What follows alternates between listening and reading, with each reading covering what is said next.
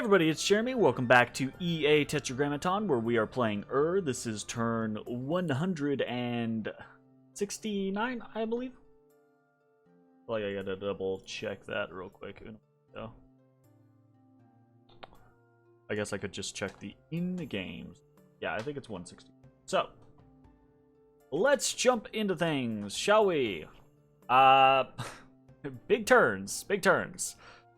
We have assaulted Jabal Kish, or we have moved to attack Jabal Kish, and we've moved the rest of our military might from into Sinkhole Swamp. So let's see how all of this turns out. We're gonna go with those two first and foremost before we do anything else. So we'll check Sinkhole Swamp since Jabal Kish is kind of the bigger one. So there was a battle here in Sinkhole Swamp. We were attacked. And we were attacked by a very small group. It's 5, right? Small compared to what we have, right? A small group of vampires. So let's see. And we can see immediately. Apparently, apparently 5 vampires is enough to proc fucking gem usage, which I think is absurd. I really do, like, it's not a problem in this particular battle because we're on a lab, so we're just gonna immediately replenish our stuff. But I really do think that the game and the way that gem baiting works needs to have a secondary, like, there needs to be some sort of secondary trigger on it, right? It needs, because what it is it's a, if the enemy is threatening enough. I don't know the specifics around it, so I probably should look this up, but there is no way the game should consider 5 vampire lords a threat to an army of this size. There needs to be a way that the game can ascertain, like, a conceptual strength level of, even if it's just based off of something as stupid as, like, siege strength, right? I don't know. Like, it just feels very weird to me. Or maybe it's like a total stats strength or something like that, but you shouldn't be able to get gem baited. And this wasn't a gem bait, this was just a bump, right? But you shouldn't be able to get gem baited by something like 5 vampires against an army of this size. It's absurd, right? Regardless, though, it's a very easy finish for us. And again, it doesn't matter because we are on a lab. I'm just talking hypotheticals. Like, I think it's silly that hypothetically an army of 1,160 with a lot of backup feels like it needs to use gems against 5 vampire lords. We lose nothing. We kill 5 vampire lords. Easy peasy. Jabal Kish, though, is the real issue. So, is that my cat? Sounds like thunder. Y'all fighting? Making thunder over there with your fighting. Fallen. We got some Thundercats. Alright. Jabal Kish, here we go. We've got a massive stack versus not really much. He's patrolling with barely nothing here. So, this is going to be another scenario. Again, though, we see apparently this is an... Well, I say that, but maybe not. Yeah, there's no way that I have all of these people not... Yeah. There's no way that I have all of these people not on conservative gem usage. I can't imagine. Like, I will occasionally screw up and not put someone on conservative gem usage, but I can't imagine that this would be for everyone. So again, This is absurd that, and this one does matter. It's absurd that this is enough to proc gem usage from this. Like, let me check. Because maybe I just have it fucked up. Nope, I've conservative gem usage there. Conservative gem usage there. Conservative. I think I have conservative on like everything. Conservative. Conservative. Life after death. Conservative. Demon cleansing. Conservative. Yeah. And this is why I felt like I needed to wait to be able to put, you know, several hundred spare gems worth on these armies. So anyways, but we are victorious in Sinkhole Swamp. We are victorious in Jabal Kish. Those were the two super important ones. So now that we know the big good news there, let's talk about what's happening in the rest of the game, okay? So, continuing to do the thing that we have been doing where we're kind of like tallying out different battles and things like that. We have me versus the Horrors. We had Pyroflogos get attacked. We won. Flame Spirit got attacked after a Flames from the Sky. Died. Another one, same, died. Lich got attacked and died. And then our God gets attacked. And this is a big deal against a Gore-Tide Horror. Can we survive? Probably. Gore-Tides have a hard time killing us. And yeah, as long as we have a good weapon, we typically have a very easy time of killing them. So Gore-Tide goes down, and our ratio for Horrors is 2 wins and 3 losses this turn. We had a remote assassination, ours, where we killed I think this was a Vampire Lord. So no other remote assassination, so that's 1-0 for us. We did 3 Flames from the Sky, and every single one of them bounced off of Jabal Kish, which we kind of talked about last turn a fair amount. Like, that was somewhat expected, somewhat anticipated, so it's unfortunate, and I don't think it was not worth the try, but it was unsuccessful. We did a Cloud Trapeze. I can't remember where this guy is. Ah, right. Where's he Cloud Trapeze? Oh, he's heading to Gotcha.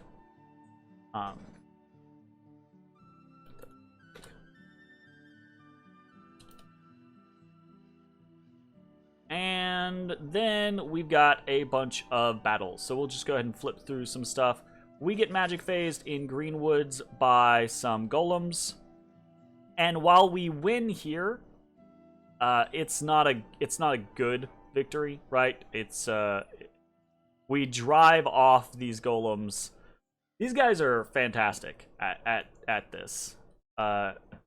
And I have just recently, oh my god, holy shit.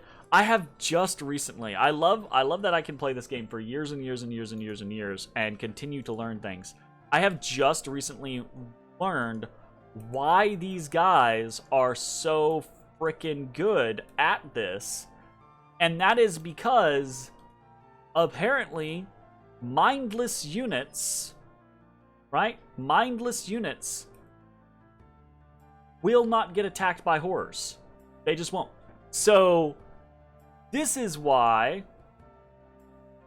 a couple things. But this is why it never seems like Lanka or Relay or Hinnom lose their golems. And this is why these guys are super mega awesome at this. Put a Ring of Returning on them, and they're basically... It's very, very, very, very, very hard to do anything to them. Put some pin gear on them. Get a Starshine so they can actually teleport, and then they'll never get hit with the teleport or with the horrors because they're mindless. And typically they'll never die because of the Ring of Returning. So these guys are so good at at doing what it is we're doing right here. And that's really cool to me. It sucks to learn this the hard way, but it's really neat. So we already know what happens here. They're going to start soul slaying like crazy. They get a tart. They get... Oh, we actually get horror on the other side of things. And we actually drain life those horrors down, so good there. This could have been much worse, honestly. So sucks that we lost that tart and lich, though. Although I think we lost the tart to a soul slay. I think we lost the lich to a horror, so the lich will at least get back, so that's good. Then we magic phased in Andoria and just smashed a little bit of undead, a little undead army. Easy peasy. Kunaral, we get raided, but we win. Just off of PD, we rebuff the Tartarian Monstra and Lich that attack us there. Modern Weld, we do lose. Sinkhole Swamp, we've seen. We bounce the 5 Vampire Lords there. We get hit in Carrion and lose, but we still have a fortress there. We get hit in Edirol and lose. We get hit in Simri and lose against 4 Vampire Lords. We send 3 Liches into Halamire and win. We get hit in the Womb and lose against some Vampire Lords and a Wraith Lord. We get hit in Rim Mountains by 5 Liches. But this we win because we have Ishibs patrolling, Ishibs and Gudus patrolling here. Where's Rim Mountains? Yeah, so this is our force here, right? And that's really good for us. We can actually watch that since that's a victorious one for us. Those are pretty few and far between these days. So we've got a bunch of liches here. I don't think any of them have anything special, if I'm remembering correct. Yeah, none of them have anything special. And it's just the fact that we've got, water elementals, etc. here. And there's just not a lot that the undead hordes can do. Excepting, right, like, if this was if someone was a Rigor Mortis caster here, it might have mattered. But I think even in that situation, probably not, just because there are so many water elementals here. It's just not a big enough force. It would need to be a larger force attacking. Like some, 10 liches or something like that, maybe.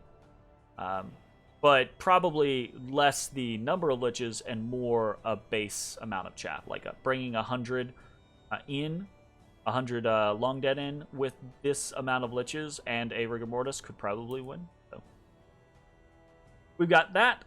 We attacked in Javalkish. We already saw that. We won. We got hit in Misty Bog, lost. We got hit in Monarch Woods by a Queen of the Lake and some ghosts and lost there. We got hit in Comsath and lost. We attacked in Urfel with 4 liches and we lost, but we destroyed a lot of undead, and that was kind of the point, right? What we were trying to do here is remove some of the potential chaff that can come our way. Preferably, obviously, we would have won this. But since we did not, actually somewhat surprising that we didn't. I guess not. Yeah, they start getting some good Wither Bones castings up here, and I think at this point we're kind of fatigued out. Yeah. It's pretty close, though. Seems like it anyways.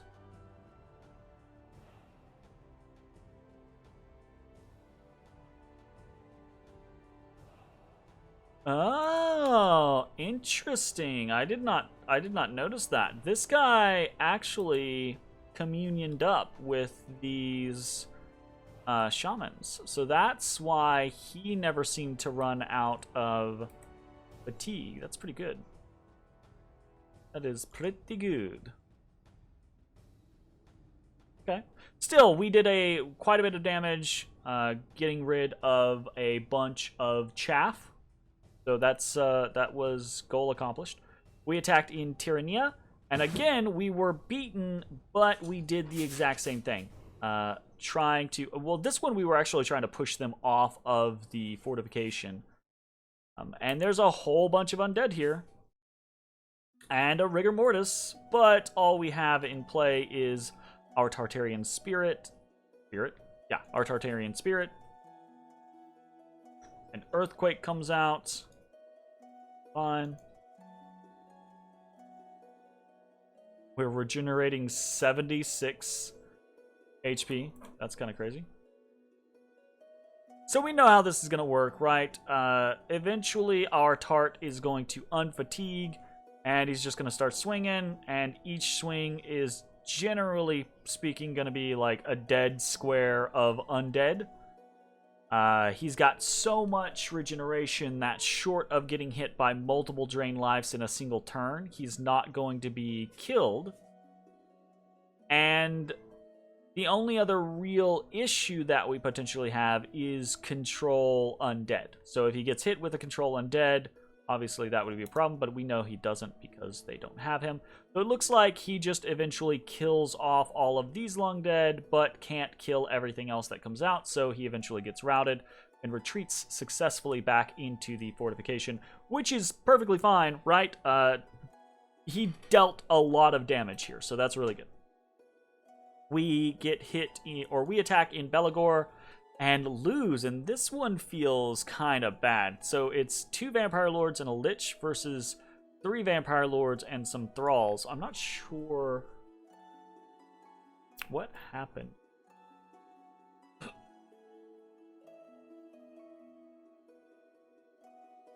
Is it just the sheer efficiency of a level 4 or of a level 4 death mage versus everything else? I think it might be. Unfortunate.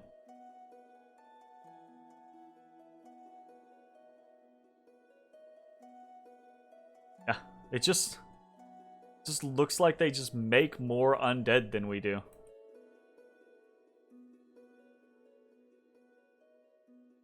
Yep. And even though Vampire Lords have invulnerable 25, the broadsword is enough. Cut them down, especially when they're fatigued, right? Like, when they're fatigued, they can't really defend themselves as well as they should be able to. Pretty easy peasy. Yeah, that's, unfortunate. That simple singular magic path, and we've seen this in our scenario, right? Because we have a lot of liches that have gone up against Vampire Lords. That's very interesting to see how big of a difference that singular magic path really does make. Pretty cool. Anyways, so we attack in Belagor, but we lose. We get hit, or we get attacked in Neotha. This is a fort battle. If there's anything left here, though, yeah, so we just, that's nothing. So we lose the fort of Neotha.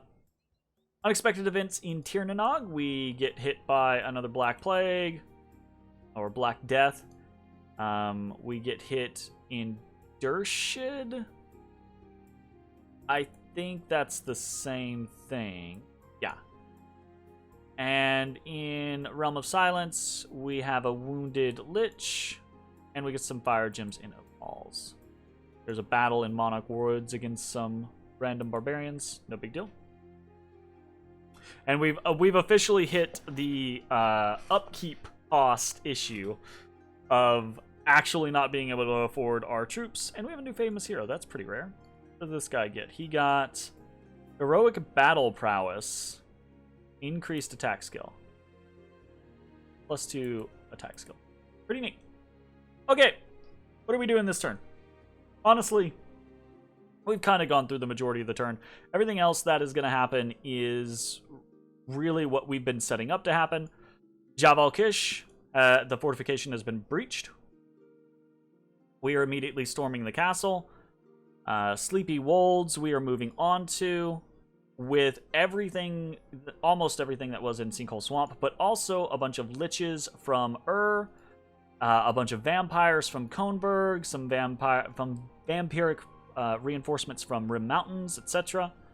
So we've got, and you can see from our gem usage, we've got several hundreds worth of gems in the army heading towards Sleepy Wolds.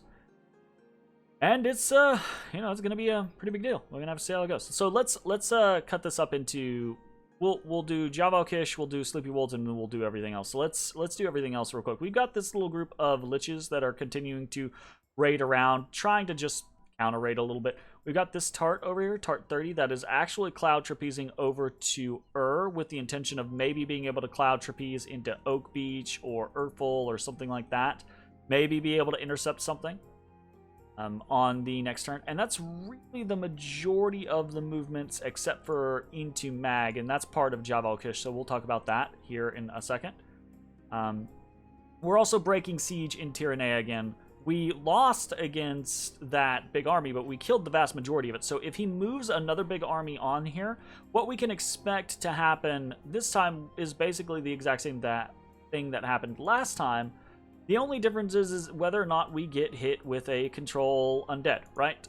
If we get hit with a control undead, we'll lose this tart, but until then, we will continue to use this tart to try to smash big piles, big chaff piles of undead. So, is what it is. Also, up here in Trackless Wastes, we did have one of our flame spirits survive. So we're going to try to be a nuisance here. I'm assuming while we're on Javalkish, he's going to try to move on to Trackless Wastes. Fortunately, there are rivers in between Delca and the Verdant Steppe. That doesn't matter for a lot of his stuff, but it does matter for some of his stuff, potentially. So we might not get hit this turn. We probably will, though. We're going to summon some Fire Snakes. And we're probably going to summon some Fire Snakes for as many turns as we can. And then try to use them just to be a nuisance to fuck around or whatever. So we want to try to hold this. We'll see how it goes. And I think that is mostly it as far as like actual movements go. So let's talk Javalkish. Javalkish, we are storming the castle. We lost gems on the last engagement, but we still have enough gems to do everything that we're trying to do multiple times. That is what we prepared for, right? So now it's just a matter of whether or not that actually works. So fingers crossed. We've got a lot of gems stored around for everything, and I'm not gonna worry about it. We'll talk about the actual formations just a little bit, but you can basically see what we're doing here in Javalkish. We haven't really changed very much. We have a massive line of corpse constructs. We have pretty thick lines of Kusarikus, a fair amount of thralls, then a whole bunch of just spear guard and chosen, etc. We've got some Pegasus riders, Anzus, which are going to be a big deal for us, and Mushushus. Then you've seen previously the amount of Gudus that we have, the fair number of liches and vampires that we have, Insees, shamans, all the different battlefield buffs that we're putting up, etc., etc. And the hope is that we just have really good... We have good troop quality in things like our Kusarikus and our Anzus and our Mushushus and even just our Inky's Chosen or Urguard compared to something like a crap ton of Long Dead. So if we have these super high hit point individuals, and this is going to drop because we currently have our bonus from Gift of Help, but we're not going to have that. But even after that, with stuff like Army of Lead and Mass Regeneration and Will of the Fates, etc., etc., the hope is that our troop quality is just that much more superior comparatively to just Long Dead, that we can survive. I do not know that that is going to be the case, though. So that's Javalkish. The only other thing that's really happening in Javalkish is that we are, or with the Javalkish scenario, is that we are attacking into Mag with a fair number of vampires and things like that. We are bringing in some life for life spammers, and these guys also just have some spare gems, and the reason why they have spare gems is for the potential concept that we lose in Javalkish and we open up an avenue of retreat. This is assuming that we get hidden trackless wastes, right? We open up an avenue of retreat into Mag, and then we can hopefully, maybe, because we've had some of these battles where we get routed, right? But we do more damage than we take. So if we are able to already have undead there ready and waiting to replenish, we might be able to move back onto Javalkish immediately and do something there. So don't know if that's going to work or not. Like I said, we have a fair number of vampires coming in here, a little bit of Fiends of Darkness and Storm Demons and stuff like that, but we'll see how it goes. And yeah, I think that's it. We're also sending more vampires into Javalkish in case we get attacked from Shambolic or something like that. So next up we have Sleepy Wolves, and this one really isn't gonna be any different. We're just adding in some liches with more endless bags of wine, etc.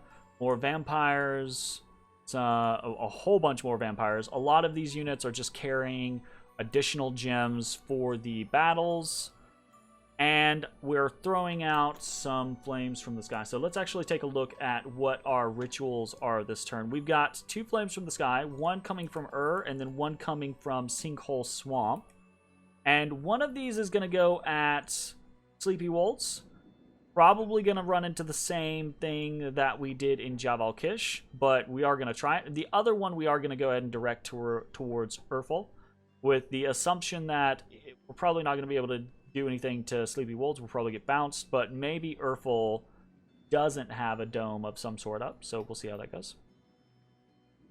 We've already talked about doing the Summon Fire Snakes. We've already talked about the Cloud Trapeze. We've got some more Mind Hunt going on. Gonna continue doing that with Tart 33, although depending on how this turn goes, we might teleport Tart 33 into Urfel or Oak Beach or something like that next turn, along with other Tartarian. We'll see. And then we have our typical, up here we have our Curse of Blood, Infernal Tempest, Forces of Darkness, continuation. See how that goes. And that's really pretty much it. We have no other rituals, no other forging or anything like that. Just moving on to Sleepy Wolves, attacking into Javalkish. And any one of these, if we win, right? If we win Javalkish and we have an NC there, that's game, right?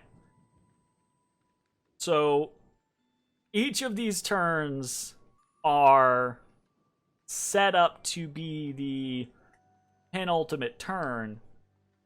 It's just a matter of, does Lanka have the resources to push me off? And I mean, I've talked about this at length. I think Lanka wins.